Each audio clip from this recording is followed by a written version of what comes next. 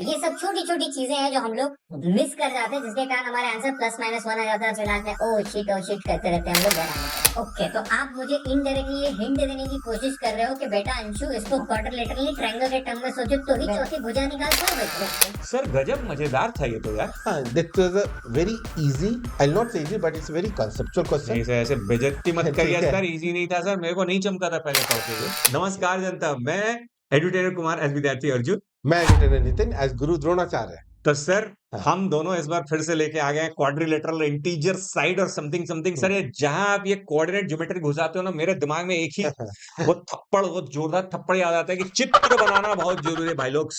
तो cat 2022 quant के slot 3 से लिया गया क्वेश्चन है। अगर आपने हमारे स्लॉट 1 स्लॉट 2 के प्लेलिस्ट को अभी तक एग्जॉस्ट नहीं किया, नहीं देखे, तो प्लीज क्वाड्रिलेटरल के काफी अच्छे अच्छे क्वेश्चंस वहां पे भी थे। एक दो क्वेश्चन स्लॉट 1 स्लॉट 2 में थे, उसके प्लेलिस्ट को जा करके पहले देखो, एग्जॉस्ट करो, सीखो वहां से कॉन्सेप्ट और फिर इधर आना, क्या पता वहां का कोई आइडिया यहाँ पे लग जाए। तो सर आज के इस चतुर्भुज के क्वेश्चन में क्या खास है? देखो ये क्वेश्चन तो बहुत ही सिंपल सा है, ठीक ओके। है, बट होता क्या ना कि 99% लोगों को ना समझ में नहीं आता है कि इसको स्टार्ट करें तो कहाँ से करें। सर मेरी तरफ से कर रहे हैं 99% में मेरे जैसे आम आदमी ठीक लोग है। आते हैं। बट जैसे ही तुम्हें स्ट्राइक कर गया, अच्छा तो अरे इतना सिंपल क्वेश्चन। गजब बेइज्जती है। बेइज्जती हो रही है भाई लोग यहाँ पे पब्लिक में, भाई के तुम्हारी बेइज्जती की जा रही है कि तुम्हें समझ में नहीं आएगा, और जब तुम्हें समझ में आएगा तो अंदर से आएगी शर्म। यही है ना सर? खत्म हो गया यार मैं तो चलिए देखते हैं मैं शर्मिंदा हो पाता हूँ या क्या पता मैंने क्रैक कर लिया तो। और आप खुद इसको पहले पॉज करिए, जाके कमेंट में इस क्वेश्चन को अटेम्प्ट करिए और उसके बाद वापस आकर के सॉल्यूशन को देखने का। तो चलिए देखते हैं सॉल्यूशन।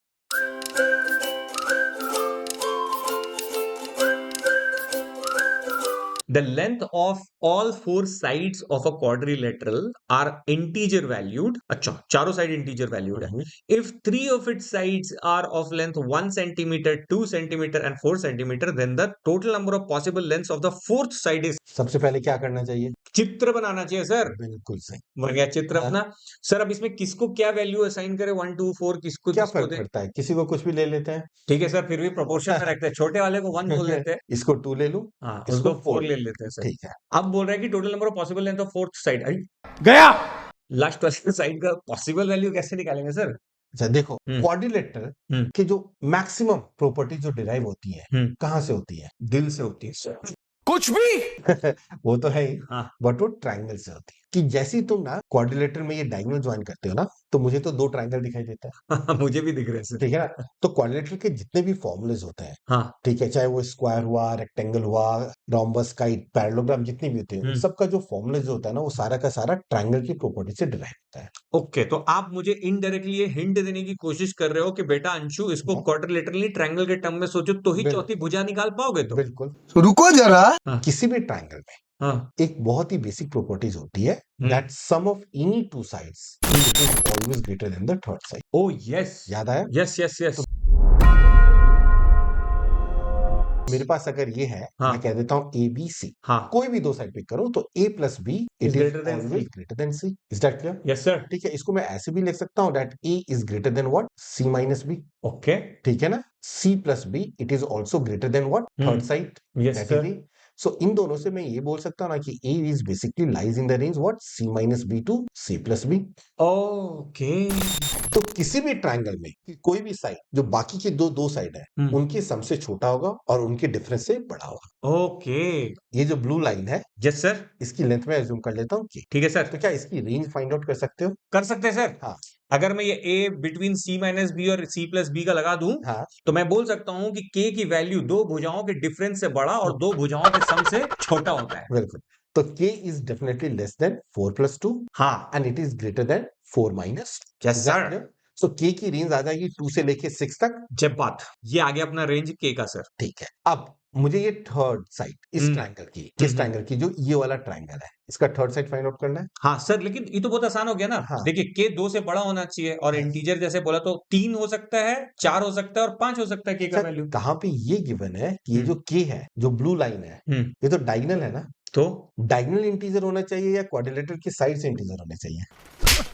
अरे यार, ठीक है, तो k की वैल्यू में 3 4 5 नहीं ले सकता। अच्छा समझा मैं, ठीक है। तो अब ये जो ट्रायंगल बनी नीचे वाली, यहाँ पे मान लो ये लेंथ मैं ले लेता हूँ, let's say this is equal to what? p ले लेता हूँ। ठीक है, मुझे इसी की रेंज आइडेंटिफाई करनी है ना। हाँ सर। इस ट्रायंगल में भी एक साइड तो मुझे पता है 1, जब बात अब दूसरा साइड का मैक्सिमम वैल्यू क्या है ये बताओ मुझे। सर, दूसरे साइड का मैक्सिमम वैल्यू 5 हो सकता है। सॉरी सॉरी 5 या सॉरी, दूसरे साइड का मैक्सिमम वैल्यू 6 से थोड़ा सा छोटा हो सकता है। 5.999 भी हो सकता है। Yes sir. तो what is the sum of 1 + 6? 1 + 6 is 7। 7। तो ये जो थर्ड साइड है P, इसकी मैक्सिमम वैल्यू 7 से तक जाइए, तो मैं ये P की वैल्यू क्या होगी, हमेशा 7 से, छोटी रहेगी। ठीक है। ऐसे ही मैं देखता हूं कि ये जो 1 है और जो K की मिनिमम पॉसिबल वैल्यू क्या है, 2 है। ठीक है। तो इन दोनों का डिफरेंस डिफरेंस तो 2 - 1 से बड़ा होना 2 चाहिए। - 1 1 होगा। तो P की वैल्यू कुछ भी ले लूं मैं, 1 से तो बड़ा ही होगा ना, जब बात तो सही गई क्योंकि है। जो बाकी के दो साइड की जो स्मॉलेस्ट पॉसिबल वैल्यू 1 और 2 है, 2 समझ - गया। 1 is 1। समझ गया So sir. P is always greater than 1 और ये इंटीजर ही होगा। और ये इंटीजर ही होगा। तो इस हिसाब से सर वो वाली थ्योरी इसमें लगा सकते हैं कि 2 से लेकर के 6 के बीच में होगा, बिल्कुल या तो होगा। 2 होगा, 3 होगा, 4 होगा, 5 होगा या 6 That's होगा। right, 2 3 4 5 and 6। तो इसका मतलब answer is 3 5 That's right। Option 3। Sir गजब मजेदार था ये तो यार। हाँ, that was a very easy, I'll not say easy, but it's a very conceptual question। नहीं सर, ऐसे बेइज्जती मत करिए ठीक है। सर, इजी नहीं था सर, मेरे को नहीं चमका था पहले पढ़ के ये। Okay। तो देखा, थोड़ा सा डिफिकल्ट लग रहा था शुरू में तुम्हारे भाई को, लेकिन सर ने जैसे ही एक हिंट दिया कि हर क्वाड्रिलेटरल की प्रॉपर्टी ट्रायंगल से डिराइव होती है मोस्ट ऑफ द टाइम्स, और अगर आपने एक बेसिक प्रॉपर्टी याद रखा होता कि दो भुजाओं के सम और दो भुजाओं के डिफरेंस के बिटवीन हमारा तीसरी भुजा आती है, तो हमारे ये प्रश्न कितना हलवा बन गया।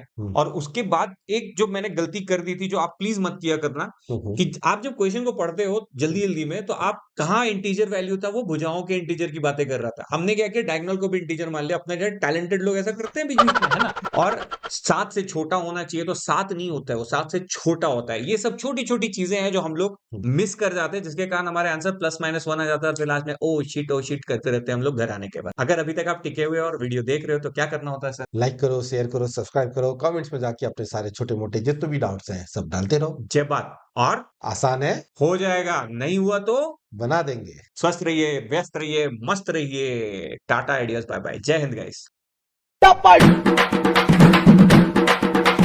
अमुक डुमुक अमाल डुमाल